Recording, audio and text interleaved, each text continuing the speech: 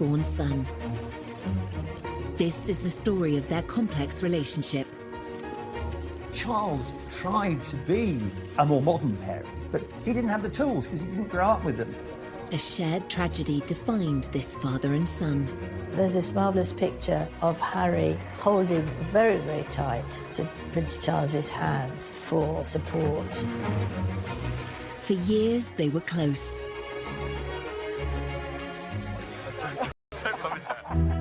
Until a shocking interview exposed the cracks in their relationship. Trapped within the system, like the rest of my family are. These are seismic statements to make. Charles Hugh felt very exposed by his son. Tonight, royal insiders explain how this relationship fell apart. He said it was the most terrible thing to make William and I walk behind our mother's coffin. It should not have been allowed. The damage is done. The relationship that I knew can never be like that again. Prince Philip's funeral was an opportunity for reconciliation, but what really happened? I think you could see clearly at the funeral how emotional Prince Charles was. Part of that was the problems with his relationship with Harry.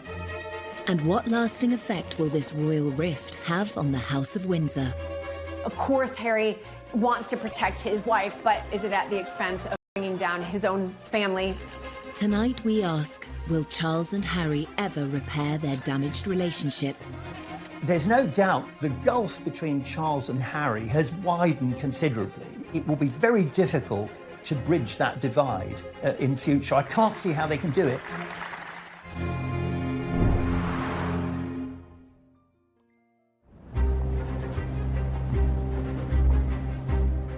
March 2021. The Duke and Duchess of Sussex sit down with Oprah Winfrey for an explosive and revealing interview. It will rock the foundations of the royal family. Please explain how you, Prince Harry, raised in a palace, in a life of privilege, literally a prince, how you were trapped. Trapped within the system, like the rest of my family are. My father and my brother, they are trapped. Harry's claims exposed the unhappiness of the couple's life behind palace walls. They also revealed the full extent of his estrangement from his family, particularly his father. The person that was really sort of knocked to the ground in that interview with several punches was Prince Charles. 100%. The takeaway from that interview was that there is a real rift, there is real distance, there's real anger. You could see that it was, but at the same time he wanted to. He wanted to get a message through that he has struggled deeply with what's been going on, and there are definite fractures in the relationship. These are seismic statements to make about one's own family members. And I wonder whether, from Charles's point of view, he would have felt very exposed by his son. The Sussexes' interview with Oprah had echoes of another controversial royal interview, which took place in the 1990s, when Prince Charles spoke frankly about the state of his marriage and confessed to cheating on his wife, Princess Diana. Did you try to be faithful and honourable to your wife when you took on the vow of marriage? Yes, absolutely. And you were? Yes. Until it became irretrievably broken down. In the back of Charles' mind, there would have been a certain amount of guilt because it would have brought up memories of his own attempt way back in 1994 to get the media on his side. So on the one hand, he was being criticised by Harry and was probably very upset by that.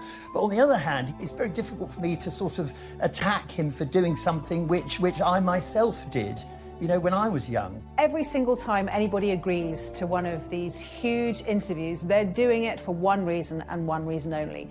They're doing it to put their side across because they assume that when they have done that, everybody will be on their side and love them even more. And we've seen so many times in the past how mistaken that can be. While Charles's interviews stunned the world in the 1990s, his son's revelations may have gone a step further and hurt those closest to him, including his father.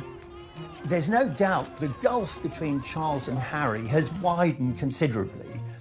I mean, I think if they're not careful, it will be very difficult to bridge that divide in future. I can't see how they can do it. Grant Harold was a former butler to Prince Charles. He witnessed firsthand the loving bond the royal father and son once had, which has now seemingly been lost.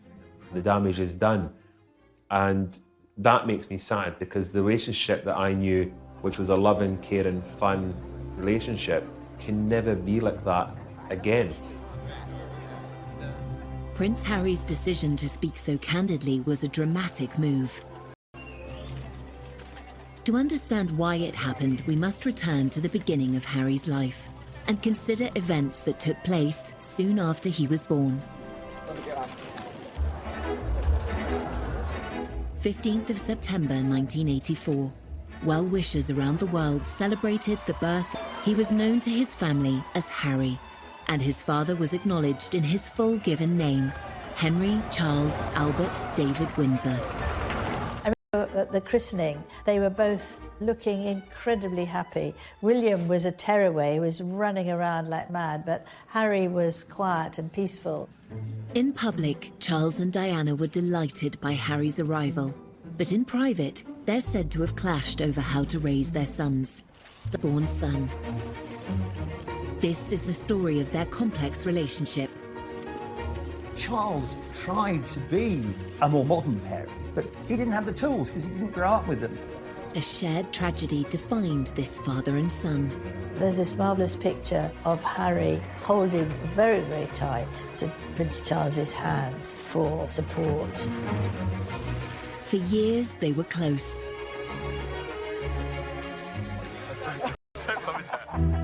Until a shocking interview exposed the cracks in their relationship. Trapped within the system, like the rest of my family are. These are seismic statements to make. Charles Hugh felt very exposed by his son. Tonight, royal insiders explain how this relationship fell apart. He said it was the most terrible thing to make William and I walk behind our mother's coffin. It should not have been allowed. The damage is done. The relationship that I knew can never be like that again. Prince Philip's funeral was an opportunity for reconciliation, but what really happened? I think you could see clearly at the funeral how emotional Prince Charles was. Part of that was the problems with his relationship with Harry. And what lasting effect will this royal rift have on the House of Windsor? Of course, Harry wants to protect his wife, but is it at the expense of bringing down his own family? Tonight we ask, will Charles and Harry ever repair their damaged relationship? There's no doubt the gulf between Charles and Harry has widened considerably. It will be very difficult to bridge that divide in future. I can't see how they can do it.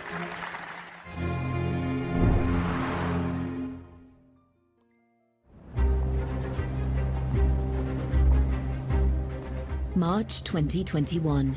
The Duke and Duchess of Sussex sit down with Oprah Winfrey for an explosive and revealing interview.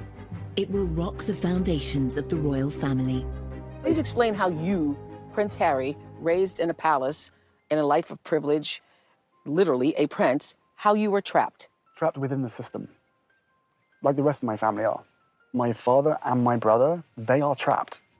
Harry's claims exposed the unhappiness of the couple's life behind palace walls. They also revealed the full extent of his estrangement from his family, particularly his father. The person that was really sort of knocked to the ground in that interview with several punches was Prince Charles. 100%. The takeaway from that interview was that there is a real rift, there is real distance, there's real anger. You could see that it was, but at the same time he wanted to. He wanted to get a message through that he has struggled deeply with what's been going on, and there are definite fractures in the relationship. These are seismic statements to make about one's own family members. And I wonder whether, from Charles's point of view, he would have felt very exposed by his son. The Sussexes' interview with Oprah had echoes of another controversial royal interview, which took place in the 1990s, when Prince Charles spoke frankly about the state of his marriage and confessed to cheating on his wife, Princess Diana. Did you try to be faithful and honourable to your wife when you took on the vow of marriage? Yes, absolutely. And you were? Yes. Until it became irretrievably broken down. In the back of Charles' mind, there would have been a certain amount of guilt because it would have brought up memories of his own attempt way back in 1994 to get the media on his side. So on the one hand, he was being criticised by Harry and was probably very upset by that. But on the other hand, it's very difficult for me to sort of attack him for doing something which I myself did, you know, when I was young. Every single time anybody agrees to one of these huge interviews, they're doing it for one reason and one reason only. They're doing it to put their side across because they assume that when they have done that, everybody will be on their side and love them even more. And we've seen so many times in the past how mistaken that can be. While Charles's interviews stunned the world in the 1990s, his son's revelations may have gone a step further and hurt those closest to him, including his father. There's no doubt the gulf between Charles and Harry has widened considerably. I mean, I think if they're not careful, it will be very difficult to bridge that divide in future. I can't see how they can do it. Grant Harold was a former butler to Prince Charles. He witnessed firsthand the loving bond the royal father and son once had, which has now seemingly been lost. The damage is done, and that makes me sad because the relationship that I knew, which was a loving, caring, fun relationship, can never be like that again. Prince Harry's decision to speak so candidly was a dramatic move. To understand why it happened, we must return to the beginning of Harry's life and consider events that took place soon after he was born. 15th of September 1984. Well-wishers around the world celebrated the birth. He was known to his family as Harry, and his father was acknowledged in his full given name, Henry Charles Albert David Windsor. At the christening, they were both looking incredibly happy. William was a tearaway, he was running around like mad, but Harry was quiet and peaceful. In public, Charles and Diana were delighted by Harry's arrival. But in private, they're said to have clashed over how to raise their sons. Diana wanted them to experience the real world with a degree of freedom, a concept that Charles may have struggled with. Diana would, take them to what became a favourite with Bill Wyman, the Rolling Stones' Sticky Fingers in Kensington Church Street. The Prince had a slight problem with it because I remember once when they came back, there was this look of horror across the Prince's face because he couldn't actually work out why, with a brigade of good chefs at Kensington Palace, Diana would have to take them for a burger. Prince Charles tried hard to be close to his sons, but the formality of his own royal upbringing meant he wasn't the hands-on parent that Diana was. Charles didn't receive any parenting. His parents were away when he was very young. He was left with nannies in that very Victorian way. Granny was christened in this. And although Charles tried to be a more modern parent, he didn't have the tools because he didn't grow up with them. Looks remarkably well despite it. Some say that Charles's reserved parenting style made him a distant presence in Prince Harry's life. Although Charles is very sensitive and very caring, he never really could show it in the same way as Diana. And Charles was a huge workaholic. Charles wouldn't just stop his work just because he had his sons for a day. Whereas I think with Diana, she always made sure that everything was done for them. Diana, she actually joined in their games, whereas Charles would have said, off you go. He wouldn't have joined in. He's too stiff, he's too old-fashioned. Charles and Harry's relationship was already strained, but then the family suffered the ultimate tragedy, and decisions would be made that would affect their father and son bond forever. He said it was the most terrible thing to make William and I walk behind our mother's coffin. It should not have been allowed.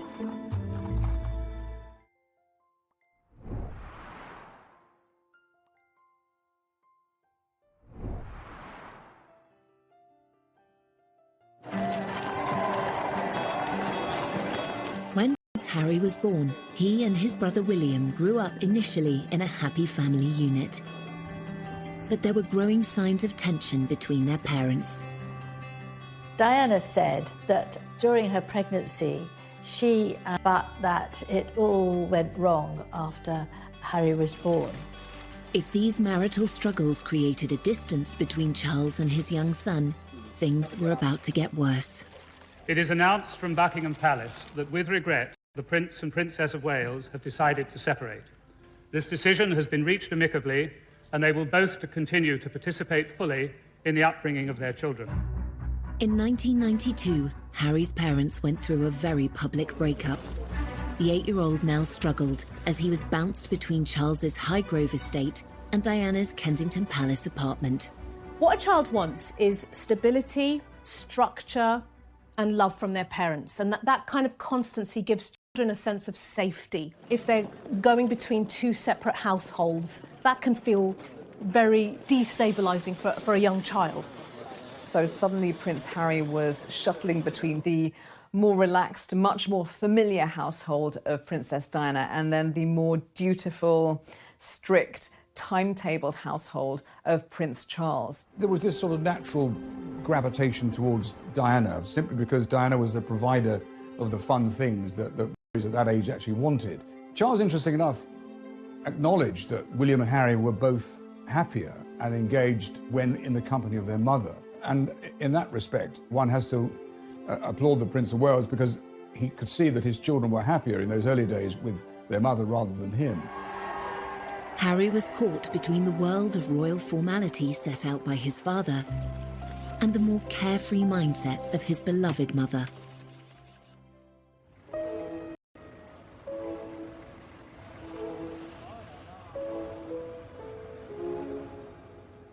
We have reports from Paris that Diana, Princess of Wales, has been killed in a car accident.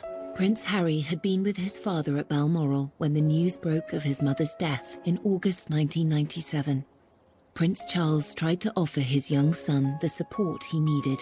Charles had this huge responsibility to protect the boys, and there's this marvellous picture of Harry leaning down to look at the notes and the flowers, holding very, very tight to Prince Charles's hand for support. It's a very, very moving moment, I think. In the immediate aftermath of Princess Diana's death, Prince Charles was very protective of his sons. He was determined that William and Harry would be shielded from speculation, from the press, from intrusion, and from people looking at their grief.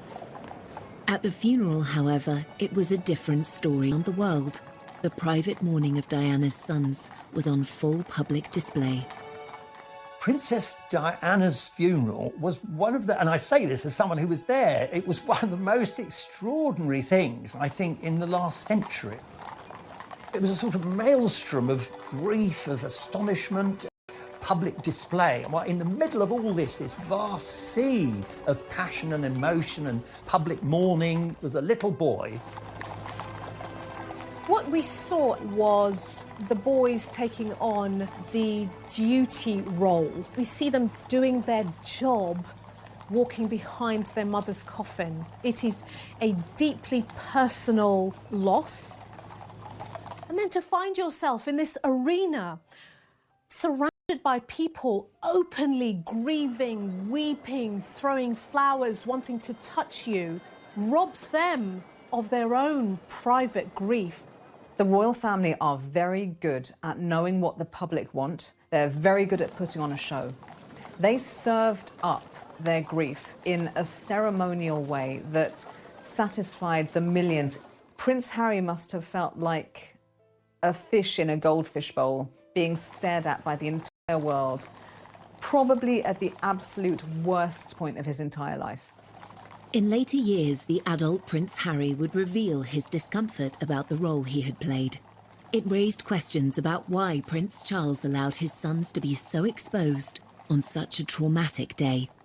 I went to Kensington Palace and for an interview with Prince Harry, and we were making sort of politish conversation, and he suddenly stopped, was very silent, and then he said, "It was the most terrible thing."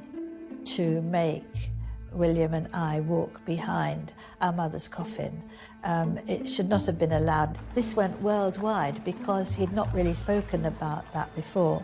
And looking back on that terrible, tragic day, you realise that he was absolutely right.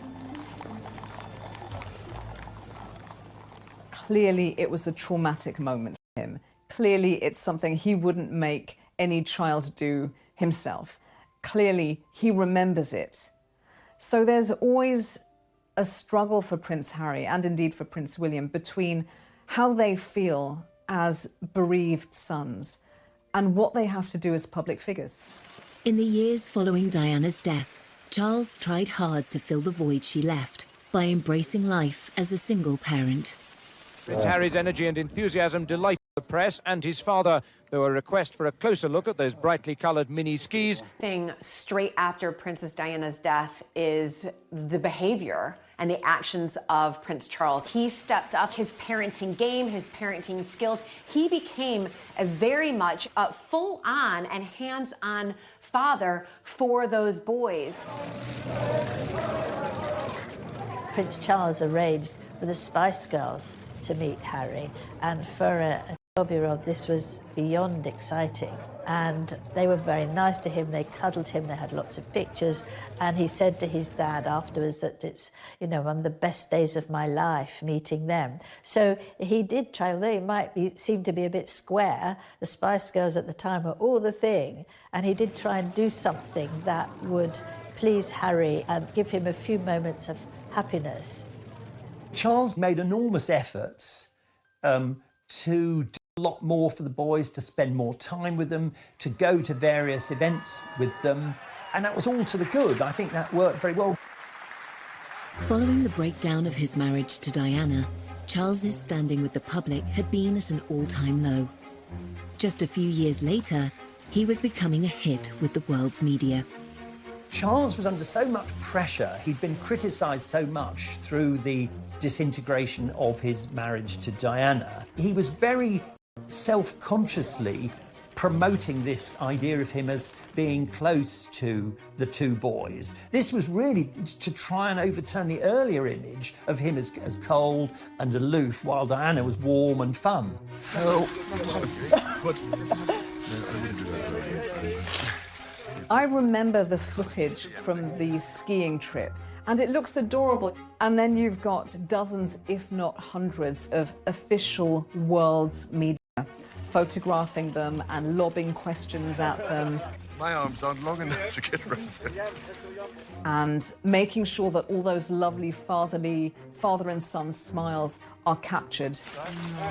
Don't rub his hair. There's always been a huge desire from the press to have photos of Charles and Harry and William. Charles's attitude was very much give them a bit of what they want and then they'll leave us alone. But I'm not sure that Harry was ever as comfortable with that. Unknown by the media, the young Prince Harry's frustrations with royal life were growing. This was compounded by the death of his mother, whom he believed had been hounded by the press.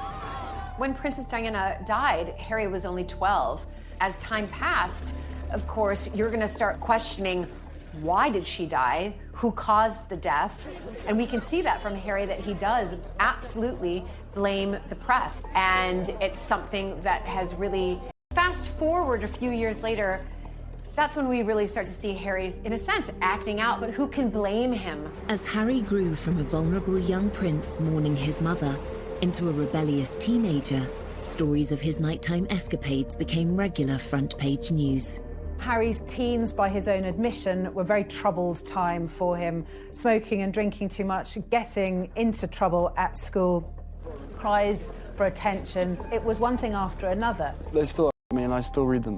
Why, I do not know, but I have to read them just for peace of mind, just to know what they've written and to see who wrote it and see who took the photographs, you know, write that down for later. When I was there, it was very much the days of when Harry was kind of called the kind of party prince. I remember on occasions, like on a Sunday morning, there'd be whatever Harry'd been up to the night before would be in the press. And then, obviously, I'd see him and I'd say to him, well, you had a good night then, kind of thing. And I'd have a laugh. And luckily, he would have a chuckle and he would go, maybe, you know, kind of thing. In 2002, newspapers revealed Harry had been caught smoking drugs and drinking underage in pubs near his father's home, Highgrove in Gloucestershire. For Charles, this was one misdemeanor too many. He sent his son for a day's visit to a drug rehabilitation centre.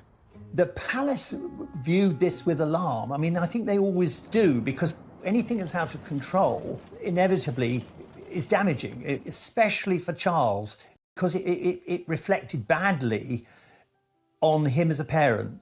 Prince Charles has got a lot of support today, not least because this is a situation that thousands of parents in Britain have faced. He insisted Harry should visit a drug rehabilitation centre. I think the idea was that it would give him a shock. He would go there and see, you know, what it was like if you allowed drugs to sort of take over your life. I suspect Prince Charles did that because in the eyes of the public, that's what the public wanted to see or felt that he should do. But at the end of the day, you know, there's a lot of, rebellious children who in normal families will do a little bit of underage drinking. So I think it's what do we need to show the public that we're doing in order to sort of hone in this behavior. Did this attempt at intervention by Prince Charles offer his son the support he really needed? I wonder whether, if that's the case, Harry would have felt, shortchanged. You know, what I really need, Dad, is a lot of love, attention, structure. I need more face-to-face time with you because I'm struggling. This is a cry for help. I need you as my parent to step in and help me. So there might have been some tension around what was happening at this point in time. This would not be the last time Prince Charles would need to step in and make a critical decision in his son. Of Charles, the father, doing something that Harry, the son, didn't like.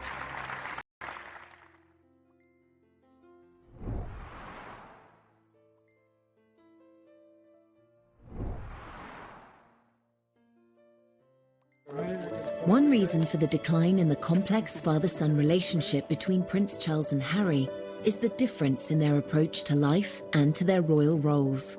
Both men were shaped by their formative experiences at school. Charles was given a tough, formal education that emphasised duty. He was a sensitive, vulnerable child who was put through this most appalling education to try and toughen him up. From the age of 13, Charles was sent to Gordonston School in northeast Scotland, just as his father had been before him. But the tough regime was ill-suited to the sensitive prince. Prince Charles called it Colditz in kilts, and like a prison sentence. It just wasn't for him. Prince Charles was bullied at school from end to end. He was completely and utterly, solidly miserable for the entirety of his time there. By contrast, Harry's school days at Eton were more sedate. Not as academic as his father, he was certainly more popular. Charles likes book learning. He wants to get the answers to his questions by going to the library and studying. Prince Harry's energy is really the opposite. Prince Harry is not shy and retiring or stiff or staid. He's not crusty or dusty. He is naturally athletic. He's naturally outdoorsy. Harry said that he decided very firmly that he wanted to mix with the bad boys, and he played lots of tricks. While Charles attended Cambridge University, Harry's modest academic record did not push him into higher education.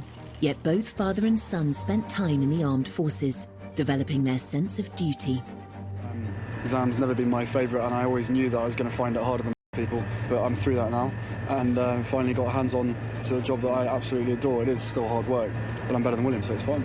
Yeah. Going into the military is actually quite traditional for male members of the royal family. You do your stint in the military. It's a very 18th century idea. Prince Charles and Prince William did their years in the military, but they didn't make it their identity. As heirs to the throne, Charles and William have special roles. Whereas Harry saw in the armed forces an opportunity to create his own identity and purpose. If they said, no, you can't go frontline, then I wouldn't drag my sorry ass through Sandhurst. He could forget about himself as a royal. He could forget about the press intrusion.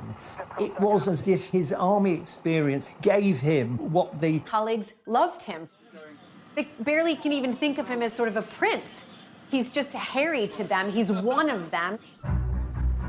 Even as Harry service career thrived, the interest shown by the press was growing intense. His father tried to help. At that point, Harry was third in line to the throne, so a massive target for any enemy to want to take him out. The first time was under absolute secrecy, and Charles was very much involved in that. And he spoke to the MOD, he spoke to the head of the army, and they all came up with this plan to deploy him, but to keep everything secret, so no one knew. When he was deployed to the front line in Helmand in December 2007, even his butler was unaware. When he went to Afghanistan, that was extraordinary. I mean, at that point, I thought we knew where they were. We didn't know. It didn't stay a secret for long. The prince on the front line, Harry on active service in Afghanistan. He's been secretly deployed for 10 weeks, fighting shoulder to shoulder with his fellow soldiers in the war against the Taliban. Prince Harry's return became inevitable as soon as a news blackout of his presence in the country was broken by the foreign press. The Taliban made it clear that they would make extra efforts to either kill or capture the royal prince. For his own protection and for all the soldiers around him, had to fly back very quickly after only 10 weeks, and he was utterly devastated. He was furious. This was the happiest time of his life, the time when he felt he really belonged and was making a difference and was on a career path that suited him and that he could make the most out of and make a real difference. And again, he blamed the press. Every time he's trying to be himself, whether that's as a soldier or a young guy that wants to smoke a joint and hang out with his friends, the press gets onto it, and that's another thing he just can't do. I think that came next to losing his mother, really, that he'd lost what he loved to do and where he loved to be, and what was there left for him. Harry seemed to hold the press responsible for his mother's death and for the curb on his service career. Then he discovered that his father was involved too. Unfortunate for Charles that he was implicated in the decision to recall his son, because it was another example of Charles the father doing something that Harry the son didn't like. Harry must have been saying, look, here we go again. Are my father and the world's media actually working together? The next one in a long line of emotional betrayals that have come from the people who are really the closest to him. In fact, Charles's involvement in removing Harry from the theatre of conflict was motivated by a desire to protect his son. As a parent, you worry the whole time, but for everybody left behind, it's ghastly. From Charles's point of view, as a parent, he would have been in protection mode, and as the son, he would have been, trust me, I know what I'm doing, don't interfere. So typically that would have brought its own internal tensions between father and the son. Harry is aware that his father loves him and wants to do his best for him, but then these other things all intrude and slightly poison the atmosphere. Because Charles obviously felt we have to do the right thing here. Harry's idea of the right thing was very different. It's obviously a great relief, as far as I'm concerned, to see him home in one piece. Eventually, father and son buried the hatchet. Harry's recall from Afghanistan inspired him to take on a new role, and one that would make his father proud. That was a pivotal moment, probably one of the most significant days in Harry's life, because on that plane that brought him back was a dead soldier. There was a coffin on the plane, and there were 2 or 3 British soldiers returning who'd lost limbs. And it was very soon after this that Harry set up the Invictus Games. In 2014, Harry played a pivotal role in organising the Invictus Games, which today involves 500 competitors from across 20 nations. For Prince Harry, the army is where the heart is. He's long been a champion for wounded service personnel, and today he was playing sitting volleyball, one of the sports at the Invictus Games. Harry's dedication to celebrating the bravery of wounded service personnel was all too clear from his speech at the Games opening ceremony. The admiration I have for these men and women to move beyond their injuries is limitless. Your stories move, inspire, and humble us. You prove that anything is possible if you have the will. Welcome to the Games. Welcome to Invictus.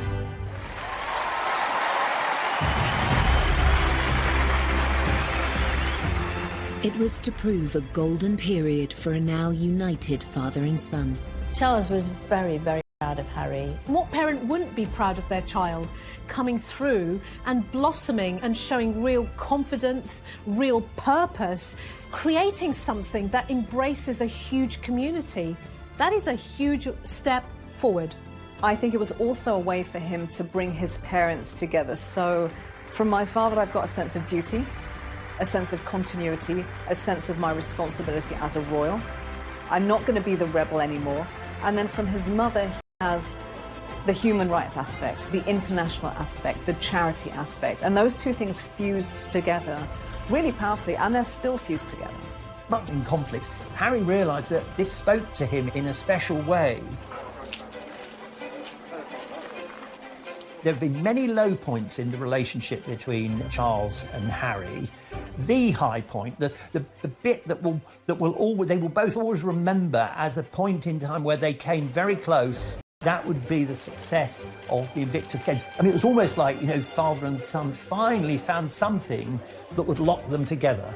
With his father's blessing, Harry helped turn the Invictus Games into an international success story, giving a powerful voice to thousands of injured servicemen and women around the world. Harry was now making a positive contribution to the royal family and to wider society. Father and son were now more aligned than ever before, and Harry was soon invited to take on further public duties. Prince Harry was a different type of royal. He was a royal just like his mother, very hands-on. Prince Harry has never wanted to just do the service and the duty that a royal member, must do by simply arriving at an event, giving a speech, waving, and leaving. He wanted to take on more active roles, being very, very hands-on, dancing, hugging. You can't sit there with a stiff upper lip with your crossed arms and not get involved. We knew from the start that these countries were going to be fantastic fun. I've never taken myself too seriously. There's a real contrast between Prince Charles and Prince Harry when they do their royal tours. Wherever they are in the world, Prince Charles does it blatantly as duty. So he's there, and wherever he is, even if it's like 100 degrees outside, he's wearing a very closed suit that's completely buttoned up. And he smiles, nods and waves, and he's jovial, but he's still a little bit stiff. Well, you would be, wouldn't you? You would be washed by all you lot. Anyway. Prince Harry on international royal tours is clearly having a really good time. We see Harry as much more at ease in his own skin. He had a good template in how he saw his mother behave, and where, he's hanging out with Usain Bolt and he's meeting people and he feels good about himself. This was Golden Harry, the bloke that everyone wanted to go and have a drink with, the bloke that all girls wanted to go and have a flirt with. He was that kind of the action Jackson superhero that had served his country and kind of could do no wrong.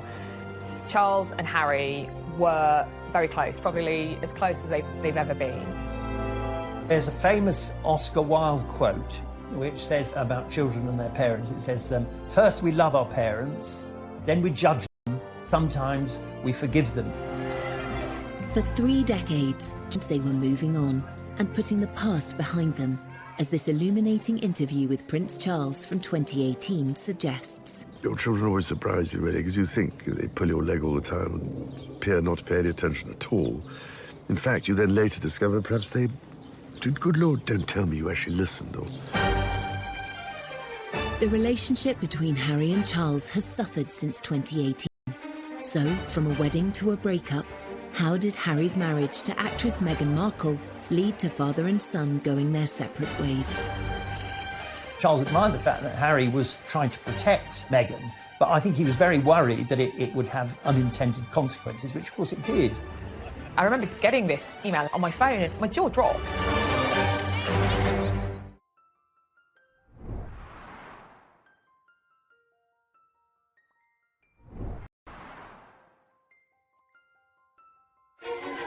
Royal history shows that affairs of the heart often clash with responsibilities of the role.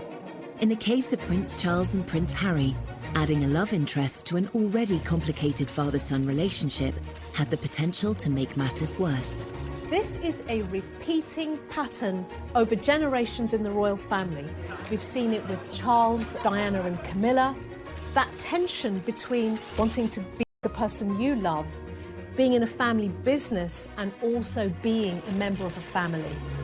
Harry was just 10 years old when his father shocked the world and described the tensions in his marriage to Princess Diana, as well as his own adultery, in a frank TV interview. I have, on the whole, tried, I think, to get it right. I mean, constantly, people scrutinising. So, I mean, I have always tried to get it right, and try to do the right thing by everybody. So you can imagine, it's not a very happy or encouraging thing when this sort of business happens. So when his own sons started dating, it seems Charles advised them to choose their ideal partners based on love, rather than any other considerations. Prince Charles believed that, unlike what happened to him, where he was almost forced into a marriage and the wife had to be a virgin, he was determined that Prince Harry and Prince William could find someone who they loved and who they wanted to marry. Harry had two big previous relationships before Meghan, so Chelsea Davy and, of course, Cressida Bonas. But while they appeared happy on the arm of the dashing prince, they weren't so keen to become princesses. Chelsea was like, absolutely not. I don't want to be in the public eye. I don't want to be written about in papers. And the same thing with Cressida. We know that both of those girls ended that relationship because they did a member of the royal family. Eventually, Harry did find the love of his life, and royal reporters are still kicking themselves that they didn't spot the signs. It's all very formal, obviously, when you're covering the royals, and there we were in one of the very smart rooms in Buckingham Palace, and Harry came bounding over, saying, "Hi, Em, how are you doing?" We're like, "You're tanned, or is it burnt?" And he said, "Yeah, I know. Africa was amazing. Oh, it was so good." I thought, wow, Harry's in a good mood. Like, I had never seen him quite so animated and quite so happy. And that was about 6 weeks before the news broke that he was dating Meghan Markle. And of course, one of their first dates had been in Botswana. Hey, when did you know she was the one? Very first time we met. Harry and Meghan's romance was embraced by the royal family. In that happy time, there was no sign of any tension between father and son. They welcomed Meghan with open arms. Prince Charles admired the fact she was self-made. Charles, he's slightly obsessed with the idea that somehow you've got to retain the magic of the royal family, but you've got to modernise. And what better way than to welcome a woman who's not only divorced, but American and of mixed race. And I remember the Queen invited both Meghan and Harry to Sandringham, which is a huge thing because couples, unless you were married, you just didn't get invited. They liked her very much, but of course, it didn't take the press long to start writing things about Meghan, to do the sort of things that would make Meghan worry, but also the royal family worry. Newspapers were soon filled with opinion on whether Meghan was a good fit for the royal family. Whilst initially there was a huge amount of admiration and hero worship when Meghan first came on the scene, there were some media outlets that ran some really disgraceful articles with headlines about straight out of Compton or exotic DNA, very old-fashioned opinions, borderline racist opinions. And the trouble is that one article like that is one too many. Meghan, we've discovered, has a very, very thin skin. But we have to remember that Kate did. They used to call her Weighty Katie. She had a terrible time, and Camilla had a dreadful time in people accusing her of causing Diana's death. I know Camilla spoke to her and they had lunch together, tried to help her get used to things and give perhaps some of her own experiences so that she wouldn't feel that she was being targeted. The royal family may have been reassuring Meghan behind the scenes, but it's their standard practice not to complain in public about press treatment. By apparently not speaking up for Meghan, Charles seemed to find himself taking a very different path to Harry. Statements, these underlying racial tones need to stop. I remember getting this on my phone and my jaw dropped, actually, because press statements, remember the royal family, are normally really bland and really boring. I mean, this was Harry. Anger. The anger was leaping off the page with his words and the tone. This was an unprecedented move, really just instructing the press to back off and leave Meghan alone. Charles admired the fact that Harry was trying to protect Meghan, but I think he was very worried that it would have unintended consequences, which of course it did.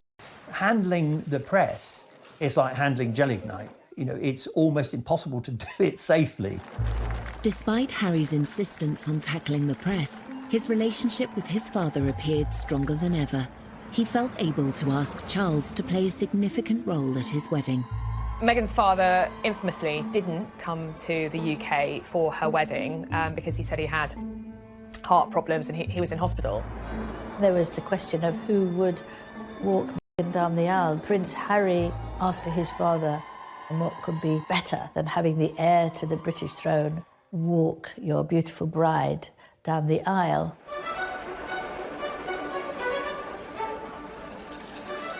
He proffered his arm, she took it. He said, "You look lovely." She said, "Thank you." And they process up to the altar, and there's Harry. And he turns to Charles and he says, "Thanks, Pa." It's such a touching moment between father and son. He's so proud of his soon-to-be wife, but also so proud of his father, literally welcoming Meghan into the royal family in such a kind way. This was a very important symbolic act in terms of optics, that, you know, Meghan is now part of our royal family. A marriage is when two families come together. It's not when two individuals come together. In this case, it's also when two different mindsets, two different worlds come together. The harmony of that happy wedding would soon be strained by revelations in the press. It immediately took a turn for the worse, with reports coming out that she made Kate cry, how she is demanding and pushy. You've got elements of people within their household quitting. You're almost to the point like, what's true, what's not true, but certainly these can't all be untrue, can they? I personally began to see the wheels coming off. Harry was absolutely furious at the leaks, at what was being written. Everyone who knows anything about the press, the more angry you get, the bigger the story. The only way to do it is simply to ignore the press. And of course, Harry was never going to do that. For Harry, years earlier, as he pointed out in the documentary, Harry and Meghan, An African Journey. And part of any job, like everybody, means putting on a brave face and turning a cheek to a lot of the stuff. But again, for me, and for my wife, you know, of course there's a lot of stuff that hurts, especially when the majority of it is untrue. I will not be bullied into playing a game that killed my mum. So I will always protect my family, and now I have a family to protect. So he's now thinking, oh my God, the curse is coming around again. It's happening again, one generation on. So decades have passed, but nothing's changed. Everything that she went through and what happened to her is incredibly raw every single day, and that's not me being paranoid, that's just me not wanting a repeat of the past. Harry's perception is that his mother wasn't protected. She wasn't safe when she died. She was being pursued by the paparazzi. She didn't have the security detail that she deserved. If only she'd had what she needed, she may have made it.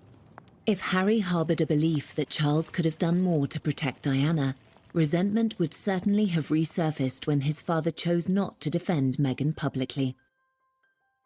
Harry, he was like, enough is enough. I'm not standing for this anymore. And he also couldn't understand, and indeed she couldn't understand, why members of his family, particularly his father, were not standing up and saying, you know what, this is unacceptable. Father and son may have been at odds, but the famously close relationship between William and Harry still seemed unbreakable. Every year we get closer. The one person on this earth who I can actually really, you know, we can talk about anything and we understand each other and we give each other support. Yet by 2019, even this sibling bond was under strain, and the world had its first hint of another royal rift. We'll always be brothers, we're certainly on different paths at the moment. I will always be there for him, and as I know he'll always be there for me. As brothers, you know, you have good days, you have bad days. We know over the last several years, really since he married Meghan, that the relationship between William and Harry has been very rocky indeed. Prince Harry's determination to defend his wife whilst his father and brother stayed silent seemed to drive a wedge through the family. Protecting his marriage and protecting his wife were his one priorities. We know that many members of the royal family feel that service and duty to the crown and to the royal family are their number one priorities, and there's a clear difference there. It's sad for me because when I was... And then came a bombshell revelation that would lead to the biggest split in the royal family for 80 years. Can you put up with this? Was it surprising to them? Probably not. Were they happy about it? Definitely not.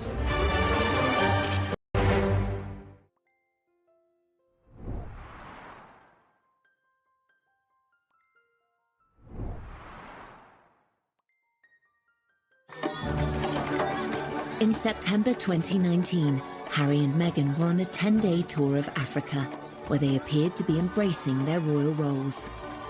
The messaging was positive, and I think from Charles's point of view, in terms of the brand royal family, they did a phenomenally good job. I am here with you as a mother, as a wife, as a woman of color, and as your sister. Behind the scenes, Meghan was struggling to cope with the burden of royal life. During the filming of an ITV documentary about the trip, she made a momentous decision to speak out. The interview with Tom Bradby was a surprise to everybody, but obviously to the royal family in particular. Perhaps you could just give us an idea of what the last year has been like. It's hard. Thank you for asking, because not many people have asked if I'm okay. But it's a very real thing to be going through behind the scenes. And the answer is, would it be fair to say not really okay? As in, it's really been a struggle? Yes. That interview was pivotal, and certainly with hindsight, you can see that something changed at that minute. That would have been a dig at the royal family. And I think that was definitely eye-opening to everybody around the world, saying, okay, something's going on here with the royal family. I think it was clear from that interview on that alarm bells were starting to ring for Prince Charles about what path Harry and Meghan were going down and where it was going to end. Finally, the tensions between Harry and Charles reached breaking point.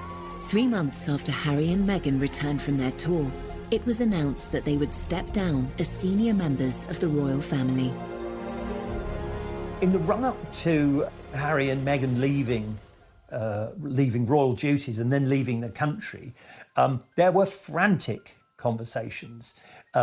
I think Charles was desperate for his son not to do anything rash.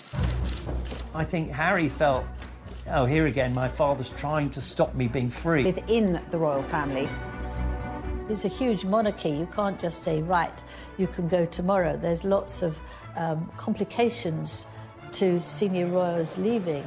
And the Queen and Prince Charles were working out how to do this. Harry then published an announcement on his Instagram page, sparking a worldwide media frenzy. We had Harry announcing, that he wanted to step back, the Queen responding. The Queen shouldn't be responding, it should really be the other way around. Pretty much at every stage, they seemed to jump the gun. They seemed to do things out of order, to not follow proper etiquette. I think ultimately that's how the relationship between Harry and Charles broke down. It is one of the biggest constitutional crises to hit the family, because this suddenly saw a massive breakdown in communication between senior members of the family. It was clear there was something seriously wrong. I think Charles was pretty devastated by the departure for a number of reasons. He'd lost a son, he'd been unable to protect that young couple and keep them within the fold and keep them working for the royal family. Prince Charles had committed himself to a life of royal service, but his son was stepping away from his. Inevitably, this created a further divide between them. The motto is almost duty first and all the other stuff follows. Now, when you now live in a world where you start to put your own needs and wants ahead of duty, this is where the tensions arise, because the rest of the family is saying, well, this is a business. Charles knew over the years how unpopular it's been to have the royal family too big, too costly, too many members who he's ever heard of. So he wanted to slimline the royal family. So it was no surprise when his son wanted not only to be not a working royal anymore, but to be half in, half out. That was never going to wash. It seems yet again that Harry didn't receive the support he'd hoped for. You've got here the tension between being a parent and also the child's boss. And here's where the boundaries get very blurry and very messy. His withdrawal from royal duty was never going to be easy, but the sacrifice Harry had to make was far greater than he imagined. He has lost his royal titles. He's lost security privileges. He's lost a lot of money and patronage. He lost all of his military appointments, which he worked for 10 years to build up. When Harry first spoke out about the decision, he expressed his disappointment that his family were unable to compromise. It brings me great sadness that it has come to this. Our hope was to continue serving the Queen, the Commonwealth. That wasn't possible. I think he'd find it upsetting because he doesn't just do them because it's duty, it's because he's passionate. He loves these things. For Charles, as with the Queen, the monarchy always comes first. Harry seemed to struggle with this idea. Charles will have known that that was going to damage their relationship, but he will have put what he saw as the greater good of the monarchy and the royal family above his personal relationship with his son. Once again, Charles's silence was deafening, but there was a high price to pay. The rift between father and son was growing, and soon the whole world would know about it. Prince Charles loves Harry, but there comes a time when you have to say enough is enough, and that was it.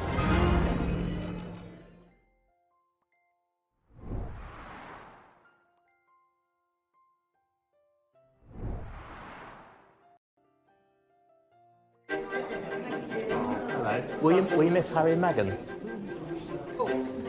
In February 2021, nearly a year after Meghan and Harry stepped back from their royal roles, it was announced that their move would be permanent. Weeks later, Harry made the pivotal decision to appear on global television and discuss the issues he has with his father in front of an estimated audience of 60 million. When we were in Canada, I had 3 conversations with my grandmother and 2 conversations with my father before he stopped taking my calls. So you just said that your dad stopped taking your calls. Why did he stop taking your calls? Because I took matters in, by that point, I took matters into my own hands. There was never ever a time when I worked for Prince Charles and William and Harry that I would never be told not to put a phone call through from the boys to their father. But this is how serious it has become, that he doesn't want to answer the calls of his son. We're told the reason that Charles stopped taking his calls because Harry kept asking for more money. Charles is not someone who likes confrontation, so effectively, he just stopped taking his calls. Charles doesn't have a mobile phone, so it is just literally phoning the switchboard and asking to be put through to wherever he is. Prince Charles loves Harry, but there comes a time when you have to say enough is enough, and that was it. And they got back talking on the phone a short while afterwards. Harry also disclosed that Charles had put an end to the private funding he was providing for his son.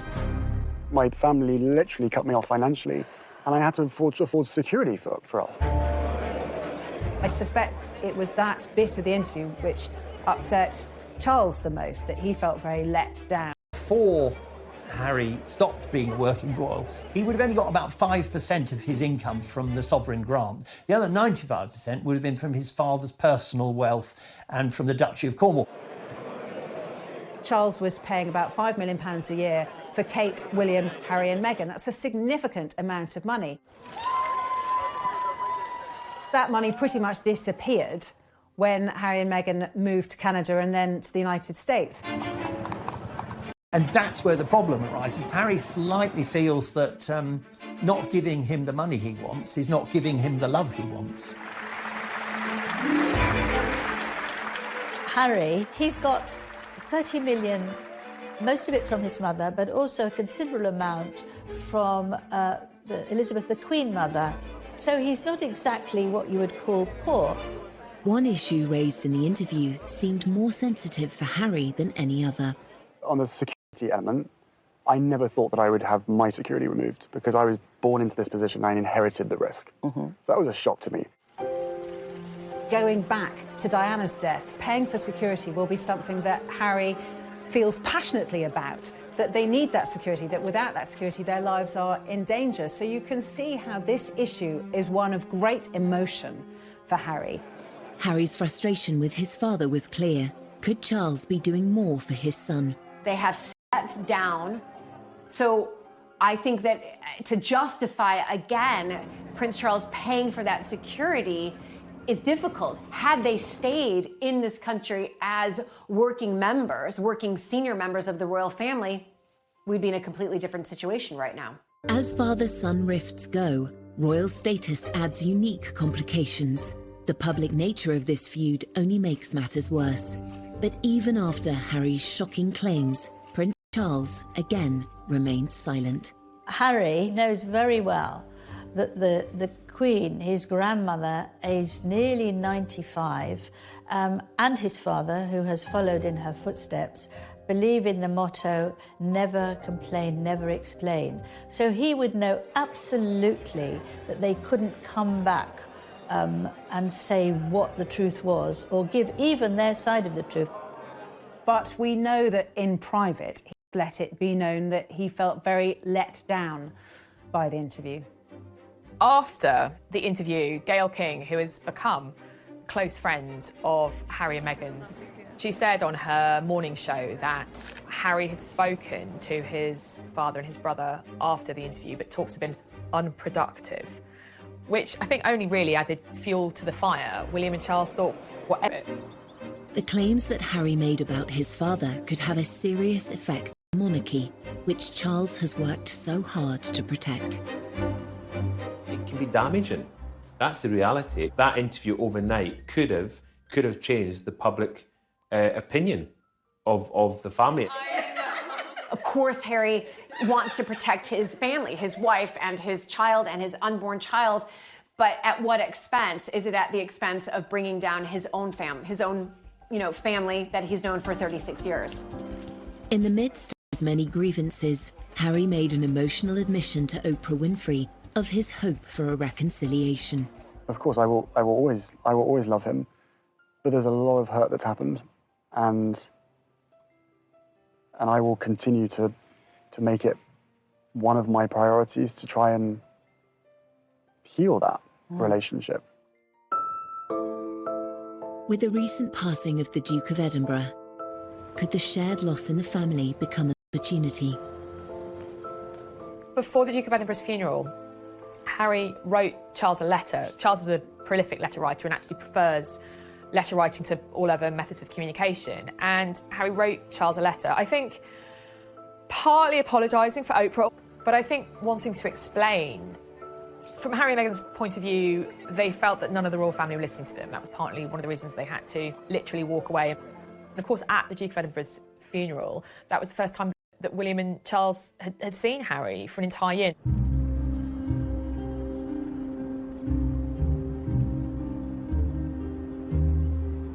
I think you could see clearly at the funeral how emotional Prince Charles was. He seemed to be more willing to show that side of himself, that raw emotion. I do wonder if part of that was the problems with his relationship with Harry. The Prince of Wales, I think he's anxious, like any father, to put right what is wrong. He is a very caring person. I witnessed that firsthand when I was working with Diana. Whatever protocols he abides by, which he does, of course, he will have an undying desire to make sure that his children are safe and happy. Charles's last-minute decision to break with protocol and have his family leave the chapel walking side by side rather than being driven seemed to be a positive step in rebuilding bridges. I think that this was probably done to try to force some conversation and perhaps repair some of those relationships that we know are not thriving at the moment. We're told Harry and William haven't spoken back up to Windsor Castle, and then the feed cut. And we're told that Charles also spoke to Harry, his younger brother, and to William when they were in the quadrangle of Windsor. But I'm told that, yes, the three of them did talk, and it was kind of baby steps to repairing those fractured relationships. Well, it is often said that funerals are moments of reconciliation, and that is a sight, let's be honest, that many people really wanted to see, not least those in the family themselves. Whether that's just a starting point to fix the relationship will, of course, depend on what happens behind closed doors. After all that's happened, can the bond between Harry and Charles ever be repaired? Emotionally, they seem worlds apart, and I think it's going to take a lot of work from both of them to try and find common ground where they can communicate as father and son. But what I saw from Harry was a lot of deep-rooted pain that may go back quite a long way. There is a need, in a way, to reach the point where Harry can forgive Charles for all the turmoil of Harry's early years. And it may be that Harry needs the distance of being in America, not being a royal who works as a royal. He may need that in order to reach the point where he can forgive Charles. Like with any relationship, relationships can be repaired with a lot of hard work and, to be honest, a lot of time. And I think in this case, a lot of time is going to be needed.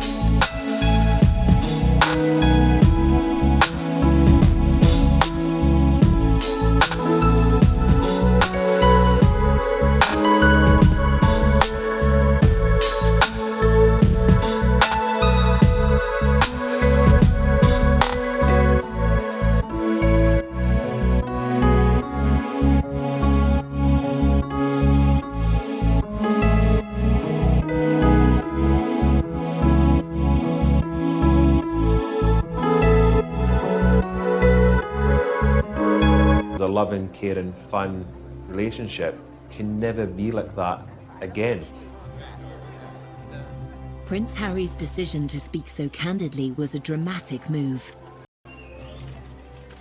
To understand why it happened, we must return to the beginning of Harry's life and consider events that took place soon after he was born.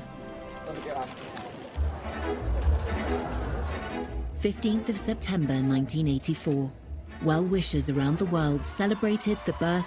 He was known to his family as Harry, and his father was acknowledged in his full given name, Henry Charles Albert David Windsor.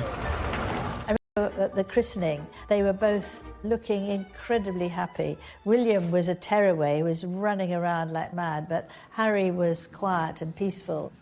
In public, Charles and Diana were delighted by Harry's arrival, but in private, they're said to have clashed over how to raise their sons.